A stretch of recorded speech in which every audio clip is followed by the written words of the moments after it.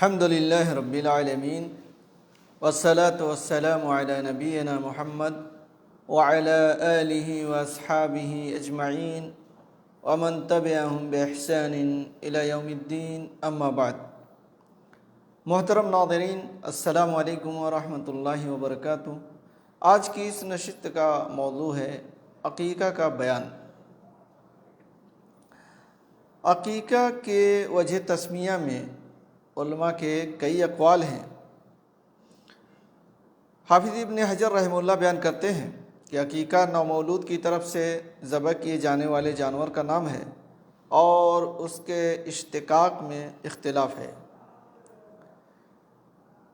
بعض لوگ کہتے ہیں عقیقہ دراصل مولود کے سر کے اوبال ہیں جو ولادت کے وقت اس کے سر پر اگے ہوتے ہیں، اور امام زمخشری کا بیان ہے کہ پیدائش کے بالوں کی موجودگی میں مولود کی طرف سے ذبح کیے جانے والی بکری کو عقیقہ سے موسوم کیا جاتا ہے، کیونکہ ذبح کے وقت یہ بال مونڈھے جاتے ہیں۔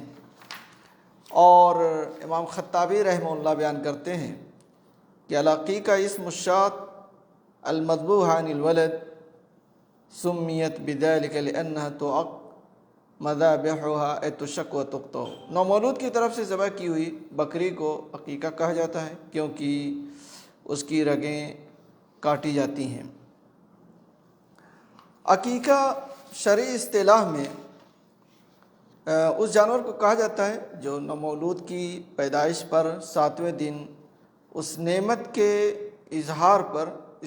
اظہار کے طور پر ذبح کیا جائے، یعنی نومولود کی پیدائش کی خوشی میں اور شکرانے کے طور پر جو جانور ذبح کیا جائے اس کو عقیقہ کہتے ہیں۔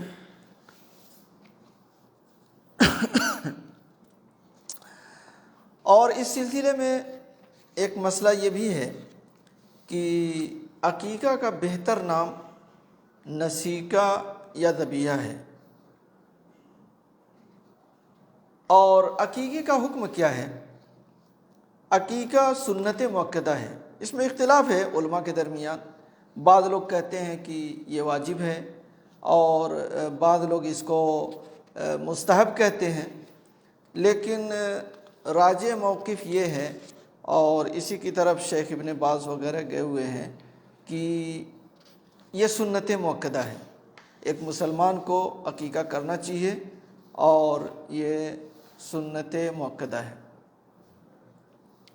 عقیقہ میں کتنے جانور ذبح کیے جائیں؟ لڑکے کی طرف سے 2 جانور اور لڑکی کی طرف سے 1 جانور ذبح کیا جائے، جیسا کہ حضرت عائشہ رضی اللہ عنہ کی روایت ہے۔ وہ کہتی ہیں ان رسول اللہ صلی اللہ علیہ وسلم امرہم عن الغلام شاتان مکافئتان وعن الجاریہ شات۔ بلا شبہ رسول اللہ صلی اللہ علیہ وسلم نے انہیں یعنی صحابہ کرام کو لڑکے کی طرف سے 2 ہم مثل بکریاں اور لڑکی کی طرف سے 1 بکری ذبح کرنے کا حکم دیا ہے، اور یہ جامع ترمذی، ابن ماجہ اور مسند احمد وغیرہ کی روایت ہے، حسن درجے کی ہے۔ تو لڑکے کی طرف سے 2 ذبح کیا جائے اور لڑکی کی طرف سے 1، لیکن اگر کبھی ایسا ہو کہ کسی کو نہ ملے تو کوئی بات نہیں ہے، 1 بھی ذبح کر سکتا ہے، اگر نہیں ہے تو 1 بھی ذبح کر سکتا ہے۔ اور اگر اس کی بھی استطاعت نہیں ہے تو لوگوں کو چاہیے کہ ان کی مدد کریں، اور اگر کوئی نہیں مدد کرتا ہے تو کوئی بات نہیں ہے، وہ چھوڑ دیں، ان کے اوپر کوئی گناہ نہیں ہے۔ اور عقیقے میں بکری، بکرا، بھیڑ وغیرہ یہی ذبح کرنا چاہیے۔ گائے اور اونٹ کا عقیقہ نہیں کرنا چاہیے، کیونکہ یہ نبی صلی اللہ علیہ وسلم سے ثابت نہیں ہے، روایات سے ثابت نہیں ہے، اس لیے بہتر طریقہ یہی ہے کہ بکری، بکرا اور بھیڑ وغیرہ ذبح کیے جائیں۔ اور بعض لوگ قربانی کے جانور میں اشتراک کرتے ہیں، جیسے گائے ہے 7 نام ہے یا اونٹ ہے تو اس میں کچھ قربانی کا رکھ لیتے ہیں اور کچھ عقیقے کا، لیکن بہتر اور صحیح طریقہ یہ ہے کہ جان کے بدلے میں ایک جان ہونا چاہیے، ایک جان ہونا چاہیے، اور بکری یا بکرا یا بھیڑ وغیرہ یہی ذبح کرنا چاہیے، اور ان بڑے جانوروں سے بچنا چاہیے، اس لیے کہ نبی صلی اللہ علیہ وسلم سے ثابت نہیں ہے۔ اسی طرح سے عقیقے کا وقت کب ہے؟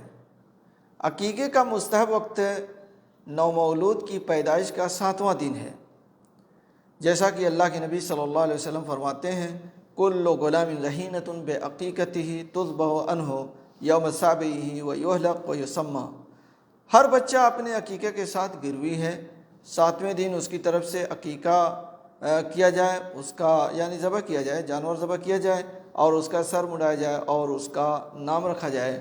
یہ صحیح بخاری وغیرہ کی روایت ہیں۔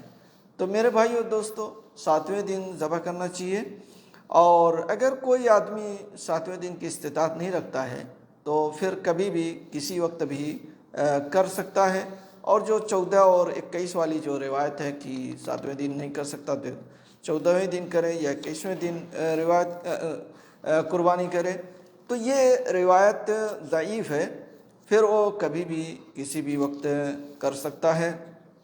اور جو شخص طاقت نہ رکھے تو کوئی بات نہیں ہے اس کے اوپر، جب اس کے پاس طاقت نہیں ہے، وہ مفلس ہے، نادار ہے، تو عقیقے کی سنت اس سے اٹھ جائے گی، وہ نہ کرے، کوئی مسئلہ نہیں ہے، کیونکہ اللہ تبارک و تعالیٰ خود قرآن مجید میں فرماتا ہے لا یکلف اللہ نفسا الا وسعہا، اللہ تعالیٰ کسی جان کو اس کی طاقت سے زیادہ تکلیف نہیں دیتا۔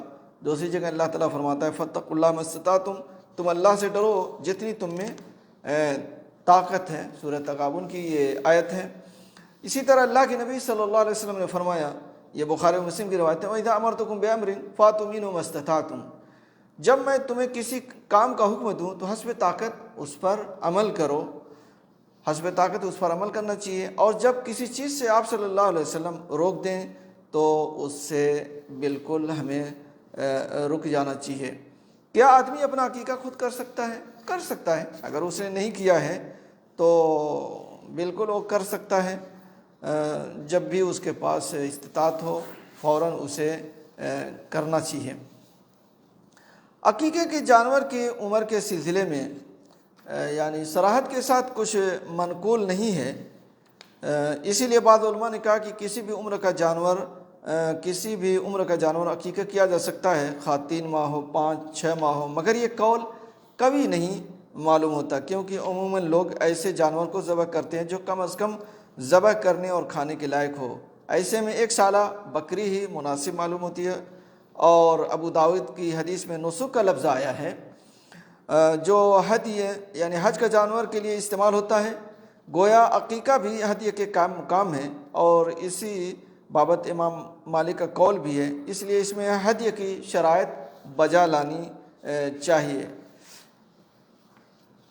امام احمد بن حنبل رحمہ اللہ نے ابو داؤد کی اس حدیث سے استدلال کرتے ہوئے کہا کہ اس میں دلیل ہے کہ عقیقہ میں وہی کفایت کرے گا جو نسک میں کفایت کرتا ہے، یعنی خواہ اضحیہ یعنی عید کی قربانی ہو یا حج کی قربانی ہو،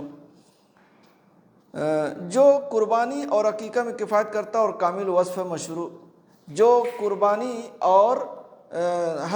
قربانی میں اور حج میں جو جانور کفایت کرتا ہے وہی اس میں بھی ہونا چاہیے۔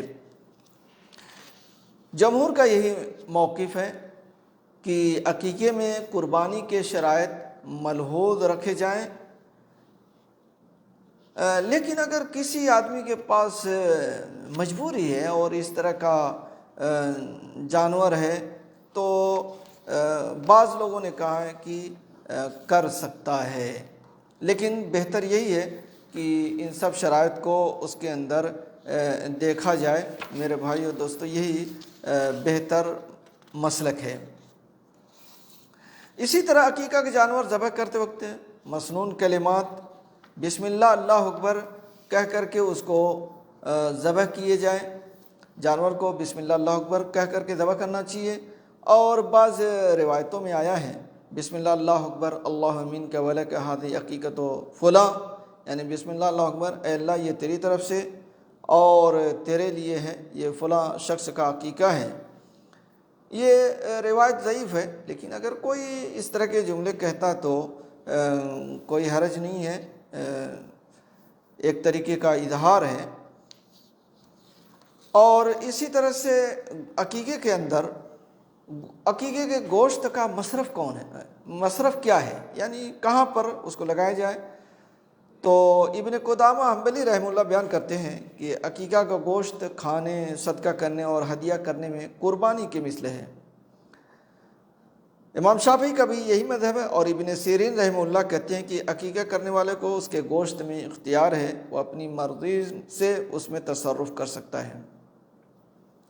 لہذا مستحب طریقہ یہی ہے کہ خود بھی آپ کھائیں اور اپنے عزیز و اقارب کو بھی عقیقے کا گوشت کھلائیں، اور فقراء اور مساکین پر صدقہ بھی کریں۔ یہ چند باتیں عقیقے کے تعلق سے تھی۔ اللہ تعالیٰ سے دعا ہے کہ اللہ تعالیٰ ہم تمام لوگوں کو نبی صلی اللہ علیہ وسلم کی سنت پکڑنے اور اس پر چلنے کی توفیق عطا فرمائے، آمین۔ وآخر دعوانا الحمد للہ رب العالمین، وصلی اللہ علی نبینا محمد وعلی آلہ واصحابہ اجمعین۔